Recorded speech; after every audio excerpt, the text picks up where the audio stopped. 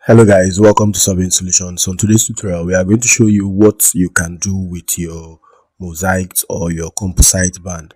In our previous tutorial, we have been able to have 7 bands in one raster, right? Good. So we now have a multi-spectral band. Now we are going to invoke each of the bands inside of this multi-spectral band for a particular raster operation. So you come to imagery, maybe you're on map or insert, you come to imagery. Then under imagery, you come to raster functions, and then under raster functions, you are going to see different raster functions that you can actually carry out.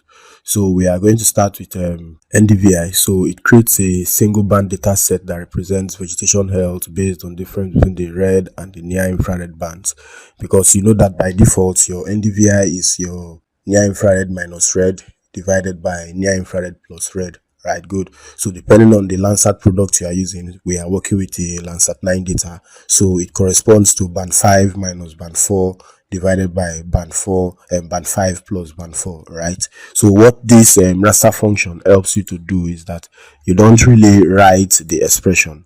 All you need to do is to assign the band number. So for the raster, we have selected the composite band, and remember that inside of the composite raster radar, and you know that inside of this composite raster we have 7 bands. So if you use this drop down, we are going to see those individual 7 bands. Now for the visible band, that should be the red band, right? Good. And then it corresponds to band 4. And then for the infrared band, that's the near infrared, that corresponds to what? To band 5. So it's going to now use the inbuilt algorithm to calculate what? The NDVI using the formula, which is what? The NIRO minus red, that's band 5 minus band 4 divided by band 5 plus what? Band 4. So we click on create new layer, and then upon doing that, we are going to see that it has been applied successfully. And then if we close this, we are going to see what? The NDVI that we have just calculated. So from here, you can decide to work on the symbology, perhaps if you don't want it to be that way. But you know, values that are ranging towards 1 shows a more healthier vegetation than those values that are ranging towards what? 0, right? So you see that from this yellow pigmentation up to red shows higher vegetation, which is about 0.4.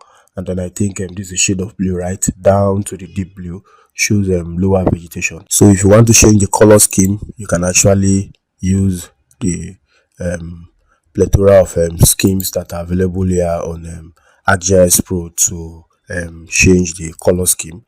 And then now we can rightly highlight the top. Those are the apex values to be green. So this area shows some good healthy vegetations, and then we can see that these lower areas are actually, you know, low areas like maybe rivers or maybe wetlands, areas that are closer to water. Let's not call it wetland because wetland is a conglomerate. So let's say these are water bodies and some other built up areas here, maybe bare earth and the rest of that. But these our green areas are what? The areas that are having some form of healthy vegetation based on this value we have gotten here. So basically, we've shown you how to use the ArcGIS Pro tool under the raster functions that helps you to calculate what? The NDVI by just declaring the different band numbers, which will now be applied to calculate what? Either the vegetation index or any other index that you can see here.